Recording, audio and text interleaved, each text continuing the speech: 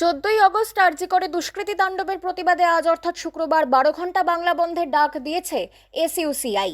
সকাল থেকেই জেলায় জেলায় এসইউসিআই এর দলীয় কর্মী সমর্থকেরা পথে নেমেছেন। কোচবিহারে সকাল সকালই শুরু হয়েছে অশান্তি। অন্যদিকে উত্তরবঙ্গের পাশাপাশি হাজরা, বেহালা সহ একাধিক জায়গায় এসইউসিআই এর কর্মীরা তাদের আন্দোলন চালিয়ে যান। বেহালার 214 নম্বর বাস স্ট্যান্ড ক্রসিংয়ে এসইউসিআই এর কর্মীরা পথ অবরোধ করলে বেহালা থানার পুলিশ তাদের চাংদোলা করে প্রিজন ভ্যানে তুলে নিয়ে যায়। রীতিমতো বেহালায় এসইউসিআই এর কর্মীদের পথ অবরোধ তুলে দেয় বেহালা থানার পুলিশ। দেখুন সেই ছবি।